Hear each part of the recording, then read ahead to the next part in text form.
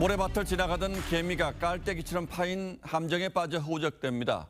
숨어있던 벌레가 잽싸게 모래를 끼얹어 가두죠. 큰 턱으로 개미를 물어 체액을 빨아먹습니다. 이렇게 개미 지옥을 파놓고 개미가 걸려드는 족족 잡아먹는 개미 귀신인데 덩치가 10배나 큰 곤충도 꼼짝 못합니다. 개미 귀신, 그 이름처럼 흉하게 생겼죠. 그러나 자라나서 허물을 벗으면 날개가 비단처럼 고운 명주 잠자리로 탈바꿈합니다. 그래서 새롭게 거듭나는 우화의 상징으로 일컫곤 하죠. 하지만 끝이 마음에 든다고 수단도 과정도 다 좋다고 할 수는 있을까요? 삼김 시대까지는 대통령이 집권당 총재를 겸했습니다. 당 대표가 있었지만 당직 인선도 선거 공천권도 대통령이 행사했습니다. 그러던 삼김 시대가 끝나고 형식상 당권과 대권이 분리된 뒤로도 수직적인 당청 관계는 쉽게 무너지지 않았습니다. 집권당을 가리켜 여의도 출장소라거나 청와대만 바라보는 청바락이라는 비아냥이 여당 안팎에서 그치지 않았죠.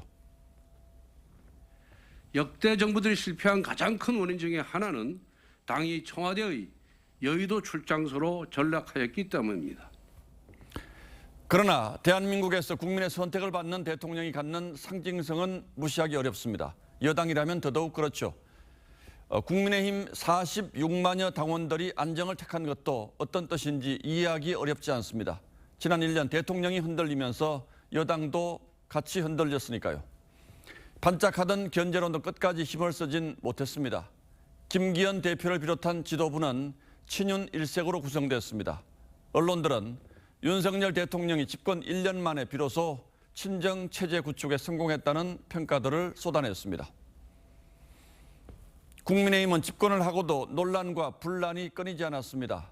대선 당시 대표였던 이준석 대표가 물러나는 과정에서 큰 혼란이 있었고 직무대행 비대위 체제를 지나 8달 만에야 안정을 찾았습니다. 하지만 그 과정은 결코 아름다웠다고 할 수 없습니다. 전당대회 룰을 당심 100%로 바꿔서 민심 1위 주자를 주저앉혔고 나경원 전 의원 역시 이런저런 논란 끝에 출마를 포기했습니다. 단일화 상대였던 안철수 후보는 국정 운영의 적으로 몰렸습니다. 아우르는 더하기 정치가 아니라 배척하는 빼기 정치가 시종기성을 부렸습니다. 당대표 선거에서는 보기 힘들었던 네거티브 공방도 치열했습니다. 겉은 멀쩡할지 몰라도 속은 만신창이가 된 당부터 추스르는 것이 김기현 새 대표의 급선무로 떨어졌습니다. 그리고 공정한 공천 관리로 내년 총선에 임하는 건 민주주의를 지키는 일입니다. 그만큼 쉽지 않은 일일 수도 있을 겁니다. 국민의힘을 용산 출장소로 전락시키지 않으려면 지금부터 행동으로 보여야 합니다. 윤핵관의 대리인이라는 의심에서 벗어나지 못하면 실패한 대표가 되는 지름길로 들어서는 겁니다. 청와대 여의도 출장소로 전락한 여당은 합리적 견제와 균형 역할을 하기는커녕 도리어 청와대 눈치나 보면서